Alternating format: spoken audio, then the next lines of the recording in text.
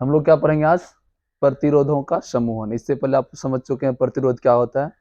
वैसा कारक जो परिपथ में क्या करता है? विद्युत धारा का प्रतिरोध करता है, उसे क्या कहते हैं? प्रतिरोध कहते हैं। विद्युत धारा का विरोध करता है, वही क्या कहता है? क्या कहलाता है? प्रतिरोध। आज हम लोग जानेंगे कि प्रतिरोध को कैसे सजाते हैं विद्युत परिपथ में, कैसे उसको ग्रुपिंग करते हैं, कैसे उसका अरेंजमेंट करते हैं।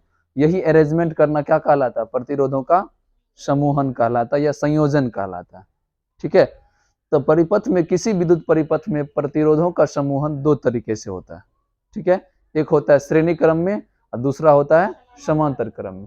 तो दो तरह से प्रतिरोधों का समूहन या संयोजन किया जाता है। कितने तरीके से? पहले क्या हो गया?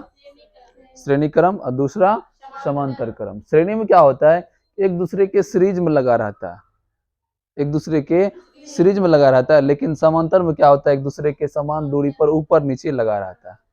ठीक है। आइए इसको आगे देखते हैं। तो सबसे पहले आप लोगों को बता दें हम, श्रेणी क्रम समूहन क्या होता है। ठीक है। इसमें क्या होता है? जितना भी प्रतिरोध होता है, चाहे एक हो या एक से अधिक हो या दो हो तीन हो, वो इस प्रकार से श्रेणी में लगा रहता है। जैसे ये हो गया पहला प्रतिरोध, इसको हम लोग बोल देंगे R1। ठीक है।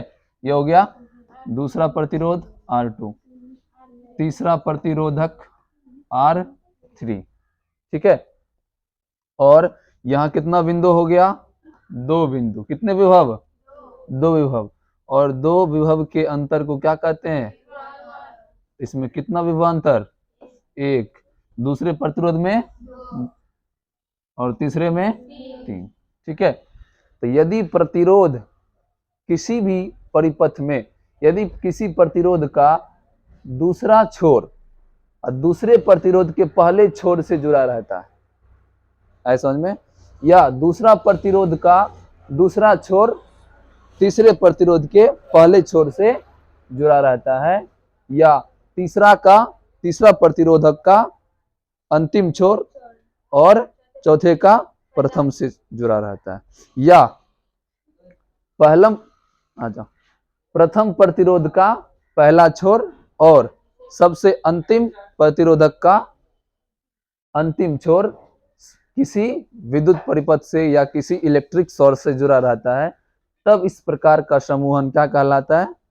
श्रेणी क्रम समूहन कहलाता है। आया समझ में? फिर एक बार समझो। सबसे पहले हम लोग जानते हैं श्रेणी क्रम समूहन क्या होता है। तो इसमें जो भी प्रतिरोधक होता है, प्रतिरोध नहीं, प्रतिरोधक, ठीक है, वो इस प्रकार से सीरीज में लगा रहता है। तो इसमें पहला प्रतिरोधक का दूसरा छोर और दूसरे प्रतिरोधक का पहला छोर एक बिंदु से जुड़े होते हैं, ऐसा समझ में।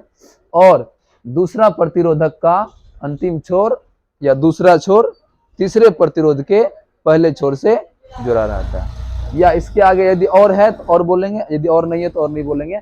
और प्रथम प्रतिरोध का पहला छोर और अंतिम प्रतिरोध का अंतिम छोर किसी इलेक्ट्रिक सोर्स से जुड़ा रहता है, किसी सेल से या किसी विद्युत सोर्स से, इलेक्ट्रिक सोर्स से जुड़ा रहता है, तब इस प्रकार के समूहन को क्या बोलेंगे?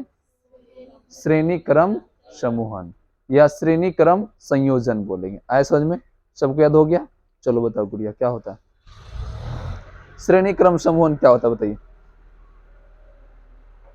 तो इन प्रतिरोध में जो होता है, इस प्रकार के श्रेणी क्रम समूहन प्रतिरोध में क्या होता है कि जो भी इसका टोटल इक्विवेलेंट रेसिस्टेंस है, समतुल्य प्रतिरोध है, मतलब इस तीनों प्रतिरोध का जो मान होता है समतुल्य प्रतिरोध, वो तीनों के योग के बराबर होता है। देखो RS या RT भी होगा टोटल प्रतिरोध। ठीक है। RS मतलब हो गया रेसिस्टेंस इन सीरीज। RS मतलब क्या हुआ? यदि प्रतिरोध का संयोजन किस क्रम में होगा? सीरीज में होगा, श्रेणी क्रम में होगा, मतलब उसको हम लोग बोलते हैं सीरीज ग्रुपिंग। Series grouping. तो यदि प्रतिरोधों का समूहन किस में होगा? सीरीज में, यानी कि RS में होगा, तो इसमें जो भी प्रतिरोधक लगा हुआ है उन सभी प्रतिरोधकों का योग इसके बराबर होगा, समतुल्य प्रतिरोध के बराबर होगा। इसी कारण क्या लिखे? RS बराबर R1 plus R2 plus R3 plus dot dot, आगे और भी जो प्रतिरोध लगा होगा वो टोटल प्रतिरोध समतुल्य प्रतिरोध के योग की क्या होगा? बराबर होगा। आए समझ में? यह रूल किस में है?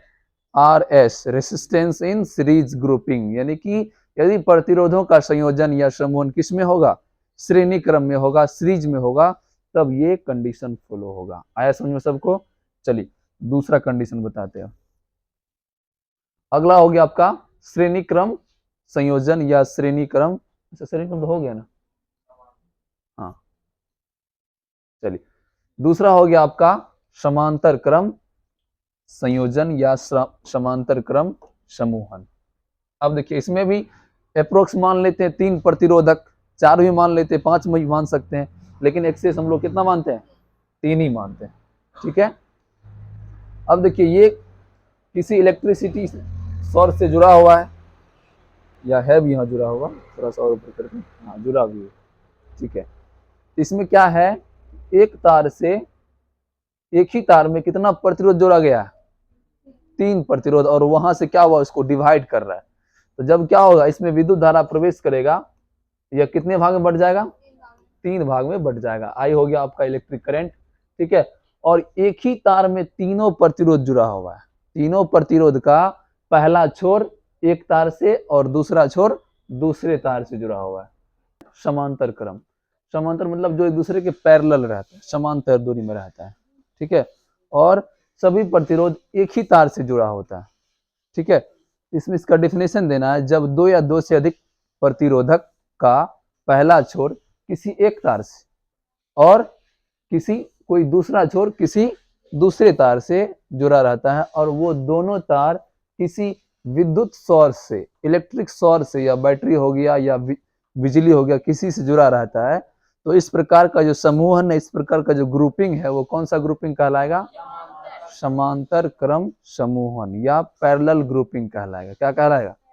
और इसमें जितना भी प्रतिरोधक है, उन सभी प्रतिरोधक का मान समतुल्य प्रतिरोध के व्युत्क्रम के योग के समानुपाती होता है। ठीक है, आरपी यहां कह दिए, P4 क्या होता है, पैरेलल। पैरेलल मतलब समांतर। क्या होता है पैरेलल मतलब? समांतर।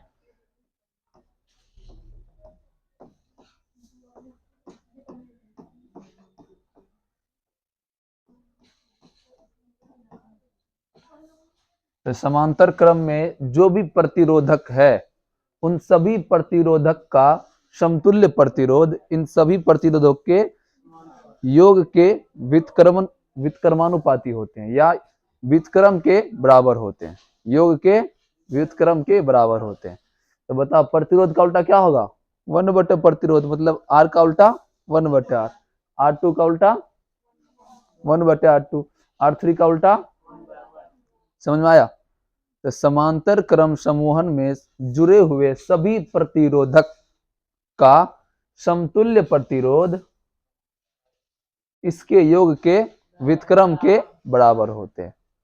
ठीक है, यहां तक समझ में आया? तो उसमें कौन सा रूल था, RS बराबर, RS मतलब रेसिस्टेंस इन सीरीज, यहाँ क्या है, RP रेसिस्टेंस इन पैरेलल मतलब समांतर। यदि प्रतिरोधक का समांतर या प्रतिरोधक का ग्रुपिंग किसमें किया, क्या है, समांतर क्रम में किया गया।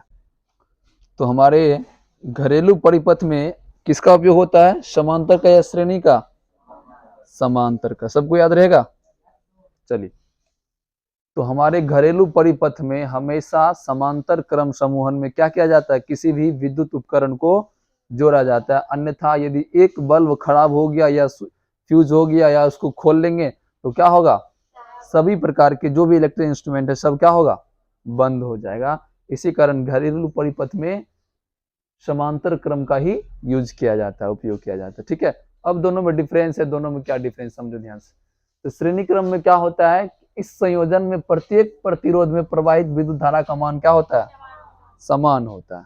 ठीक है, लेकिन इसमें सबका मान अलग अलग होता है। किसमें, समांतर क्रम में प्रवाहित विद्युत धारा का मान क्या होता है, अलग अलग होता है। दूसरा अंतर यह है, इसमें प्रतिरोध का जो विभवांतर होता है वो भी क्या होता है,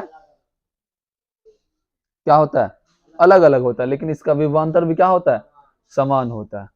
और इसके प्रतिरोध का मान सबसे अधिक प्रतिरोध के मान से क्या होता है, अधिक होता है। मतलब इसमें हमेशा प्रतिरोध का मान क्या होता है, अधिक होता है, और इसमें प्रतिरोध का मान कम होता है। समझ में तीनों अंतर बोलो।